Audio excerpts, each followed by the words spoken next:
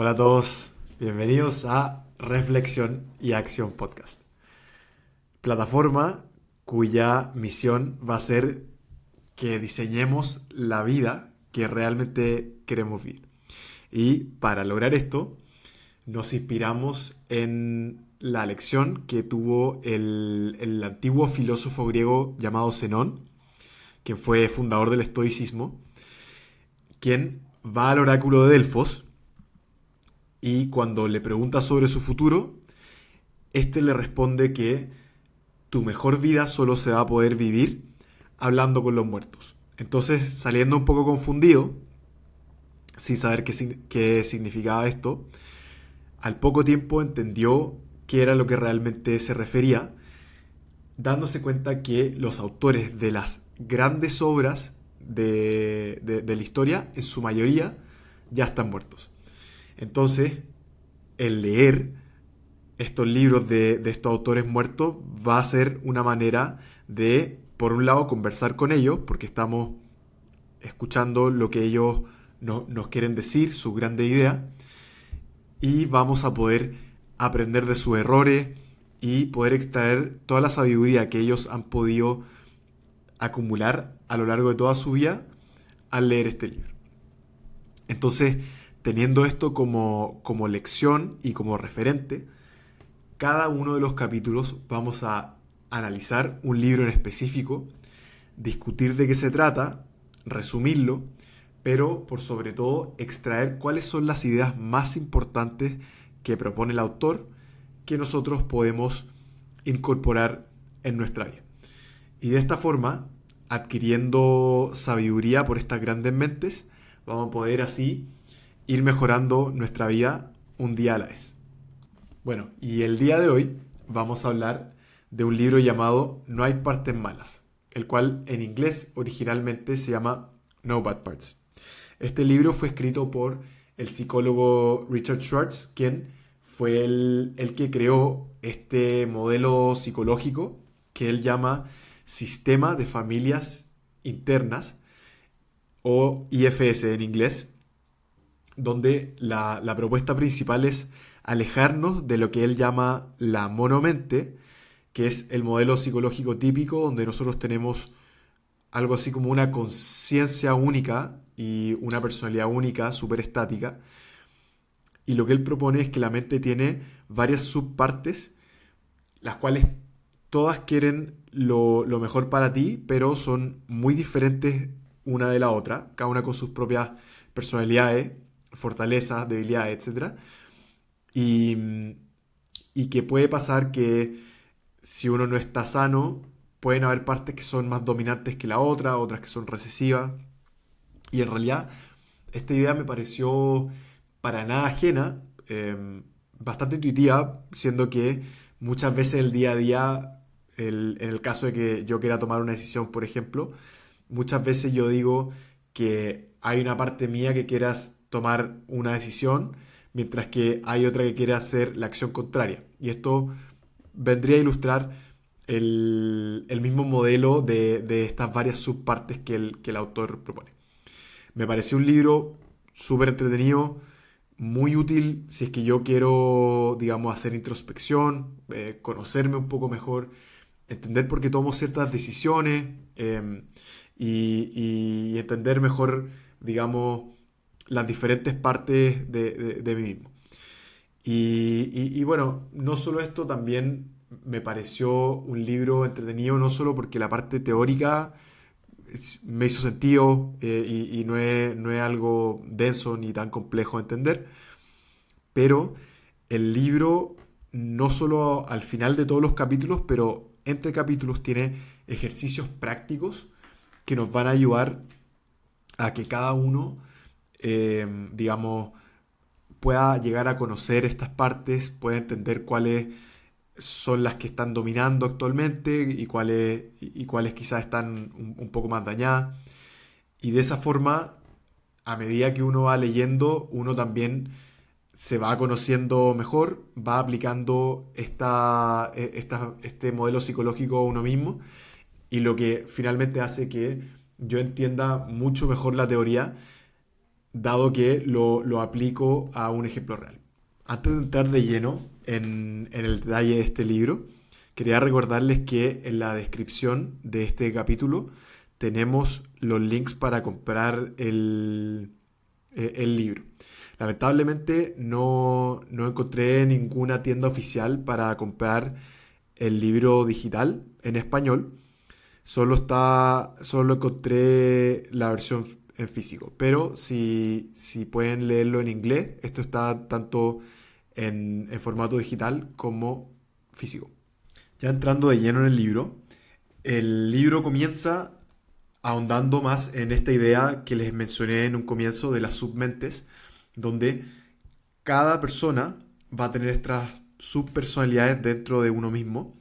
que se manifiestan pero también interactúan dentro de ella. Entonces se hace el paralelo con una familia y de ahí viene el nombre de la terapia que se llama Sistemas de Familia Interno y se le llama así porque cada una de las partes tiene su propia individualidad pero también tienen interacción entre ellas. Entonces, cuando yo quiero, digamos, sanar, cuando yo quiero entenderme mejor, no solo me basta con entender las partes por su cuenta, sino que también entender cómo es que interactúa una con otra. Y eso me puede permitir, me da una gran herramienta, en mi opinión, porque yo entendiéndolas a estas subpersonalidades y cómo interactúan entre ellas, puede ayudar a darme sentido a ciertas acciones que yo tomo, por qué tomé cierta decisión en diferentes minutos. Entonces, como herramienta de autoconocimiento, es algo muy útil. Bueno, y esto también se traduce a que para que yo esté sano, todas las partes tienen que estar balanceadas, lo cual significa que todas las partes tienen que tener su espacio para poder expresarse y para poder ser escuchadas sin estar siendo dominadas por otras. Y en este minuto es cuando el autor propone que aflora lo que él llama el ser, o en inglés vendría siendo el self, quién vendría siendo quién realmente somos. Entonces, todas las partes son algo así como estas subpersonalidades y un poco consejeros, pero el ser es lo que por ejemplo, el cristianismo podría llamarse el alma. Y de esta manera, cuando yo estoy conectado con este ser, es cuando puedo, digamos, ser más feliz porque estoy tomando decisiones por las razones correctas. No así si yo tuviese, por ejemplo, una parte que está dominando muy fuertemente, va a hacer que yo tome otras decisiones muchas veces motivados por miedo o por enojo. Más allá también de estar motivado por estas razones incorrectas, esto puede generar mucho daño tanto a otras personas como a uno mismo. Si yo tengo una parte dentro de mí que estoy reprimiendo,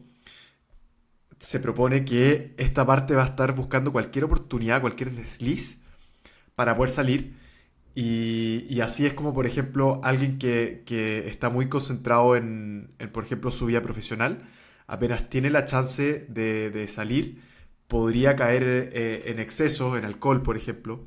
Entonces, después de esto, que surge la parte que estaba siendo reprimida, la parte que estaba dominando anteriormente afirma el control con más fuerza y se genera un círculo vicioso, lo cual claramente nos va a generar mucho daño a nosotros como personas. Entonces, para poder categorizarlo de forma más sencilla, el autor habla de tres roles principales. Está el protector, que vendría siendo la que reprime a otra parte, la cual se le llama la parte exiliada. Y también existe la parte del llamada bombero, que viene un poco a apagar el incendio de los daños que se generan entre la interacción de protector y exiliado. Y viendo estas tres categorizaciones, a mi parecer, la que primero surge, que entra en un rol, viene siendo la del exiliado, porque se surgen de traumas en cualquier minuto de nuestra vida en que a nosotros se nos hizo una herida, se reprimió una parte, y ahí es cuando entra el protector para evitar de que nos hagan daño por habernos expuesto. Entonces, Por poner un ejemplo, yo puedo tener una parte mía que es un lado creativo, un lado artístico, y yo, por ejemplo, intenté hacer una actividad nueva y ya sea tu familia o tus amigos se rieron de ti. Y eso pues genera claramente un daño y acá entraría a yo esconder esta parte artística para que no vaya a ser herida de nuevo. Y el protector es quien va a asegurarse de que no le hagan daño a esta pobre parte artística que se queda algo así como en una jaula y no vuelva a salir. Estos casos particulares digamos, heridas o traumas que uno tiene en minutos de la vida, claramente pueden ser temas muy complejos de tratar. Entonces, el autor, si bien no tenemos ejercicios dentro del libro que nos ayuda a posiblemente identificar partes que fueron traumadas o heridas, como quieras llamarle, sí él sugiere que esto se explore en mayor profundidad con un terapeuta que esté calificado para entrar a tratar, digamos, traumas profundos que alguien podría tener dentro de la vida. Lo interesante de esta parte dominante, que se le llama protector, es que se dice que cuando existe un minuto de trauma, el protector se va a quedar paralizado en este minuto, asumiendo que si no toma este rol de tomar acciones extremas, siempre vamos a volver a sentir el mismo dolor, a pesar de que ya la situación que nos traumatizó cuando teníamos, por ejemplo, 10 años, no vaya a pasar.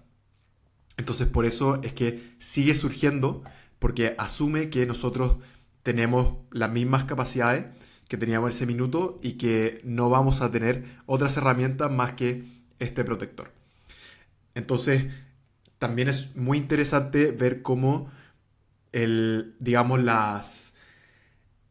la misión del protector es bastante noble porque busca que estas partes exiliadas no sientan este dolor,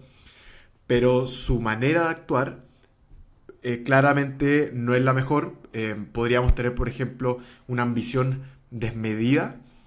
ante metas que nos hacen no ver a ni amigos ni familia, y eso nos va a evitar que se nos dañe nuestro autoestima, por ejemplo. O incluso yo podría estar demostrando celos extremos ante mi pareja, yo asumiendo que de esa manera voy a evitar que me sean infiel, por ejemplo. Esto me pareció muy interesante viendo que esta parte dominante es lo que otras tradiciones como el budismo, por ejemplo, hablan del ego y que el ego es nuestro enemigo, pero en vez de tener como un fantasma que se le llama el ego, de que no debiese tomarlo en cuenta, esto lo lleva a tierra y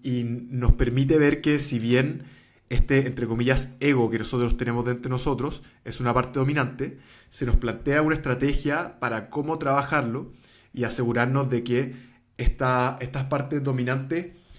no vayan a tomar este rol extremo. Y por último tenemos la que llamamos el bombero, que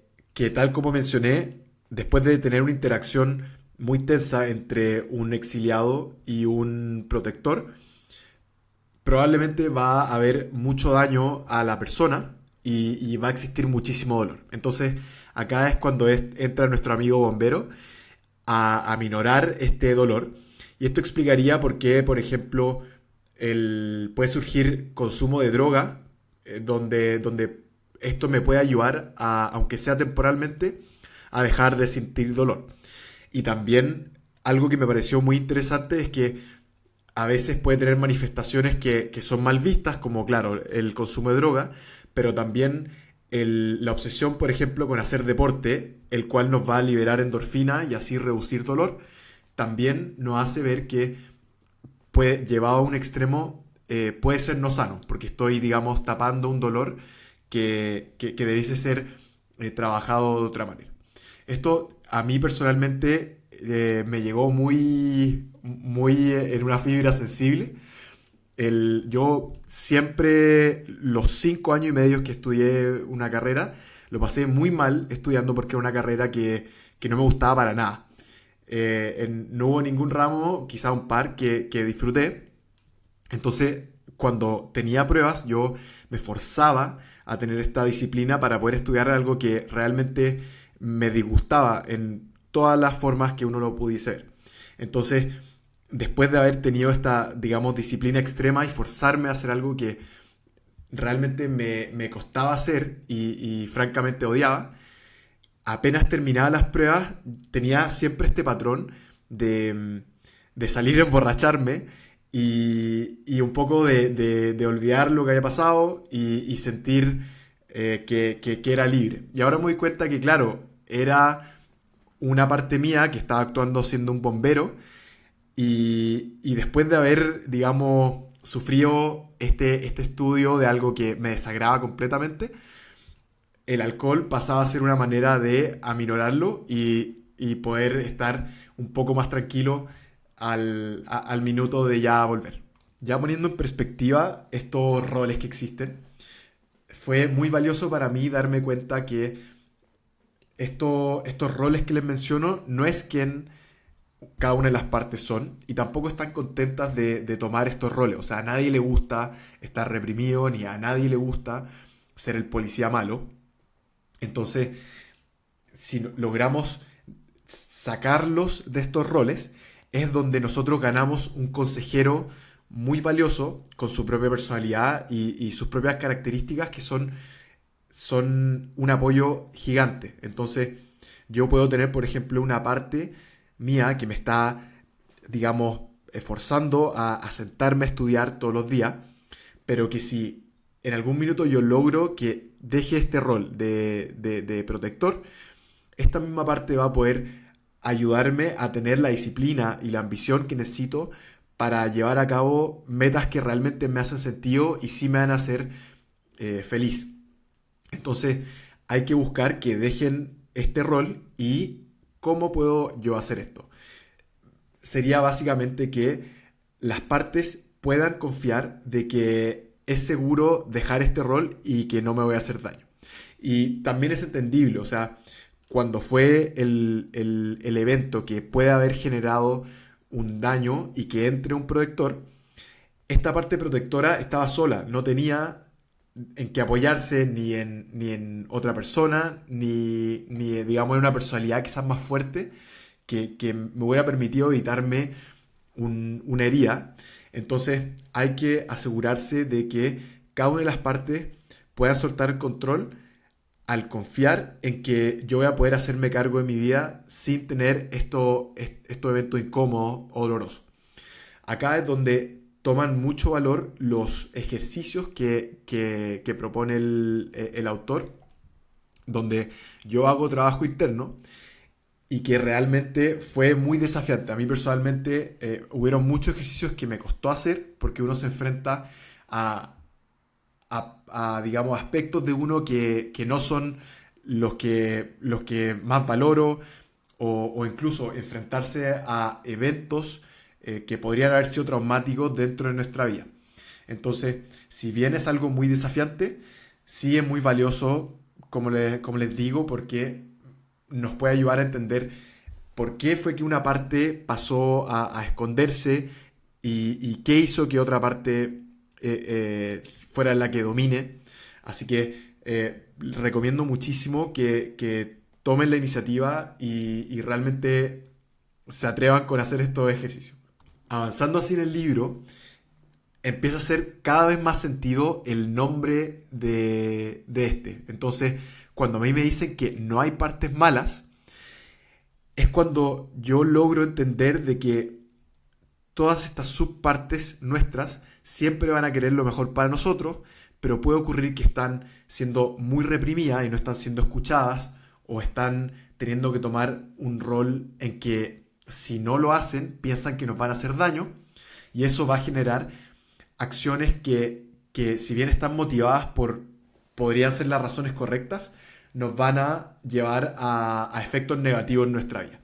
Entonces, por eso me gustó mucho, porque si yo no tengo partes malas, yo voy a poder resolver ciertos sentimientos que tengo, puede ser de vergüenza o miedo ante lados que no me hacen estar muy orgulloso de mí mismo. Y no solo en mí mismo, sino que también en mi relacionamiento con otros. O sea, ¿cuántas veces nos ha pasado que algo que al resto no les parece molestar, a mí en particular me podría molestar mucho una manera de ser de otra persona? Y entonces acá realmente lo relaciono con el mecanismo de defensa que nosotros proyectamos en otros, lo que no nos gusta. Entonces si yo en alguien más veo reflejado un aspecto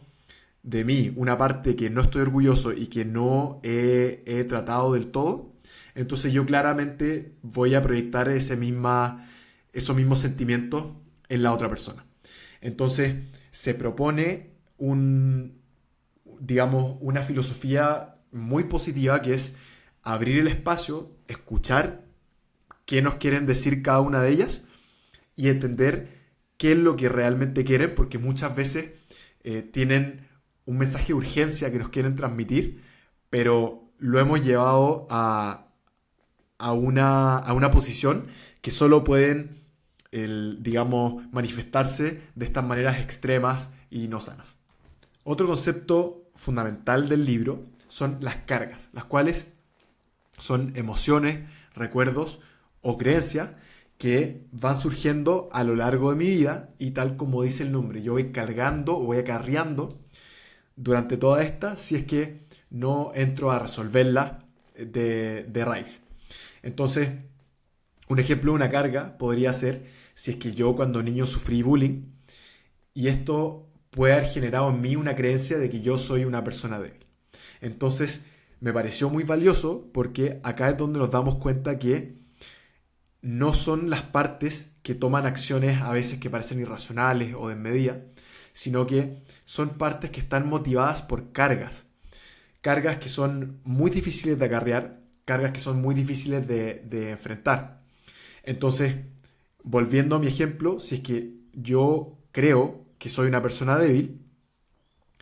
cada vez que yo me vea enfrentado a una situación donde esto puede ser mostrado ante otras personas o incluso ante mí mismo, de que me siento como una persona débil, puede entrar una parte mía, la cual, por un lado, se puede sentir, por ejemplo, muy dolida cada vez que, o muy afectada cada vez que yo me presenté como alguien débil, o incluso puede haber una parte mía que puede entrar a dominar y intentar intimidar al resto y mostrarse muy fuerte al exterior para así evitar que esta creencia se muestre hacia afuera. Esto me pareció una distinción clave, porque en realidad podemos así hacer la distinción de que una carga no va a ser lo mismo que una parte, y de esta manera, si es que alguien, por ejemplo, tiene problemas con el alcohol y tiende a excederse, no es que hay una parte de tu personalidad que sea un adicto y que necesite el alcohol, sino que lo que probablemente está ocurriendo es que existe una carga que puede ser un dolor muy profundo y sí es una parte que está actuando ante esto. Pero lo valioso de esto es que si yo suelto estas cargas, estas creencias, es cuando yo realmente puedo asegurarme de que no voy a recaer en estos comportamientos. Entonces así puedo ver que no es una parte mía que es la que tiene adicciones, sino que es solo una parte de mi personalidad que está actuando ante una carga que es muy difícil de cargar. Esto se extiende a algo muy interesante, que es el hecho de que las cargas se alojan en partes específicas del cuerpo. Entonces, el ejemplo que se me ocurre es si yo cuando estoy estresado en el trabajo, empiezo a sentir mucha tensión en el cuello, podría ser motivado por una carga o una creencia de que yo no voy a ser lo suficientemente inteligente o suficientemente capaz para poder resolver el desafío que surge. Entonces, esto es valioso para nuestro día a día porque si es que yo empiezo a sentir ciertas sensaciones físicas que ya son familiares, el pecho apretado, dolor de estómago, todo eso me habla de que ciertas cargas están siendo gatilladas y me puedo preguntar por qué o qué evento está gatillando esa carga. Entonces esto también da un preámbulo bastante optimista porque propone que si yo voy votando estas creencias o voy descargando estas emociones, voy a lograr que éstas no dominen mi vida. Entonces, de esta manera, en vez de ser, digamos, un ser irracional llevado por estas creencias que tengo de hace años, yo puedo realmente escuchar qué me están diciendo todas las partes de mi personalidad, tal como podría ser un consejero, y así actuar desde un lugar más sano y no motivado por las razones incorrectas. Entrando en lo que es el aporte práctico de este libro, me parece que el más obvio es, primero, el autoconocimiento, que es algo que hemos discutido acá y que básicamente yo, entendiendo mejor mis motivaciones, las cargas emocionales que voy acarreando, las diferentes partes que tengo dentro de mí, me van a ayudar a entender no solo por qué actué de cierta forma en ocasiones pasadas, pero también me va a poder ayudar a navegar mi día a día de forma mucho más consciente, dándome cuenta cuando ciertas partes empiezan a dominar, por qué ciertas acciones de otros me duelen tanto, cuando podría estar esa acción atacando algo, un punto sensible mío. Entonces, por un lado, me parece muy valioso y por lo mismo recomiendo mucho leer el libro por completo, pero también algo que no es tan obvio es que el relacionamiento con otros podría mejorar muchísimo. Si yo empiezo a ver a las personas como un conjunto de partes, me ayuda a no tildar a una persona como una persona mala, sino que me doy cuenta de que es una parte de esta persona que está chocando con la mía. Y de esa forma podemos entender que no es, justamente como dice el título, no existen partes malas, sino que pueden ser partes que no están tratadas, partes que están acarreando mucho dolor al que han sufrido a lo largo de su vida. Entonces, no solo esto, si es que yo además tengo la suerte de saber la historia de la persona, puedo ver mucho más claro de por qué la persona está actuando de cierta manera y también puedo entender muchas acciones que superficialmente parecen irracionales o desmedidas, pero yo puedo pasar a ser mucho más empático y entender, digamos, la complejidad de la persona. Entonces,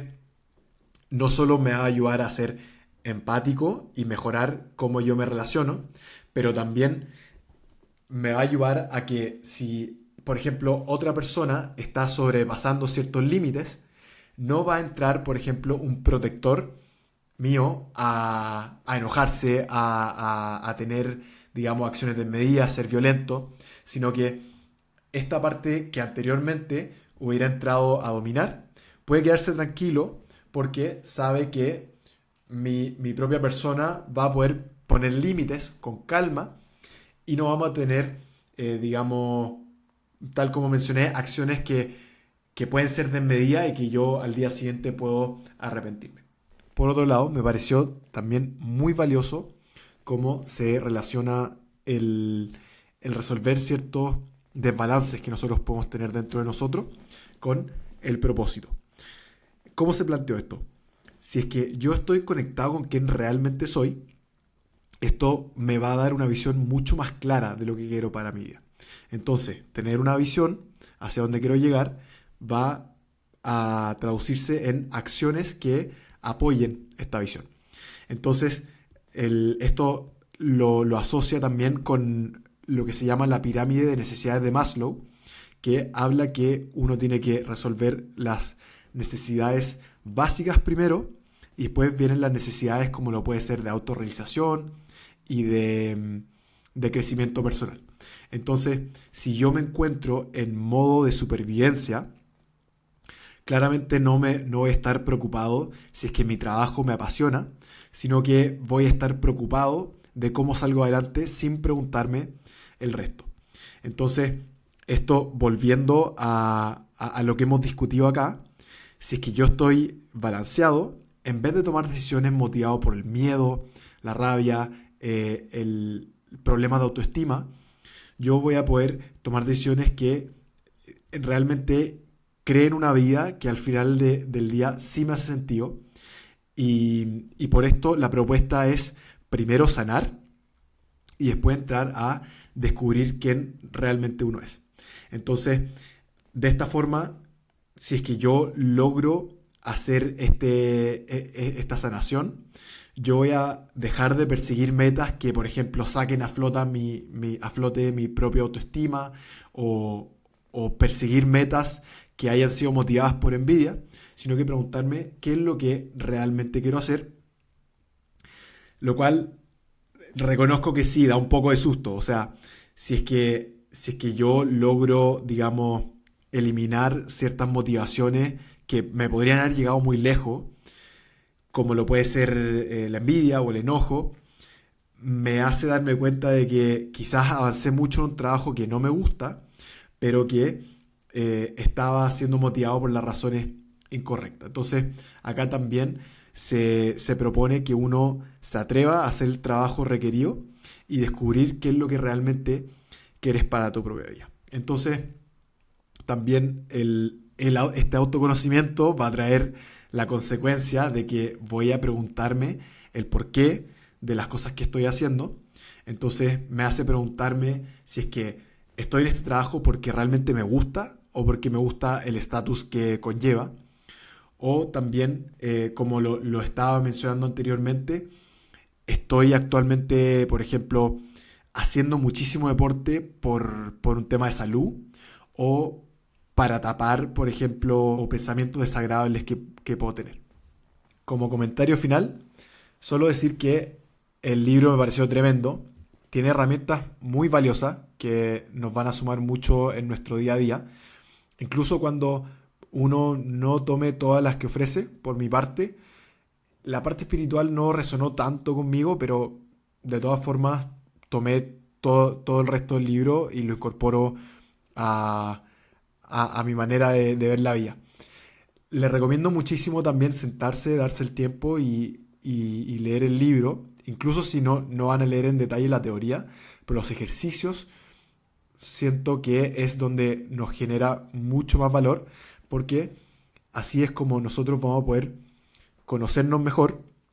entender estas partes que nosotros tenemos dentro de nosotros y de a poco empezar a sanarlas. Recomiendo sobre todo entrar a estos ejercicios con la mente abierta. Hay muchos ejercicios que son poco convencionales, pero creo que no hay, no hay daño en ver hasta dónde nos llevan estos ejercicios. También me parece que es un libro que hay que abordar sin miedo, en el sentido que a veces puede ser un poco avasallador. Los ejercicios sobre todo nos pueden llevar a partes un poco oscuras que son difíciles de enfrentar, eventos un poco traumáticos y acciones que a veces tomamos que no estamos orgullosos, pero es un espacio seguro ya que el autor cuando llega a estos límites que son más difíciles, habla de que si uno quiere seguir avanzando, hay que seguir avanzando con alguien capacitado como lo es un terapeuta. Así que me parece que el abordarlo sin miedo es esencial. Y también les propongo atreverse a que escuchemos cuál es el mensaje que nuestras acciones y pensamientos que tenemos dentro de nosotros nos han querido comunicar hace mucho tiempo y que muchas veces hemos estado evitando. Y de esta manera, por un lado, vamos a evitar que las acciones que nosotros tengamos estén dominados por principios incorrectos, emociones que no son las mejores, como las que hemos discutido, y en contraste, empezar a crear la vida que realmente sí vamos a disfrutar, ya que todas estas decisiones van a estar tomadas desde el lugar correcto. Gracias a todos por escuchar y que todas estas reflexiones se transformen en acciones. Un abrazo.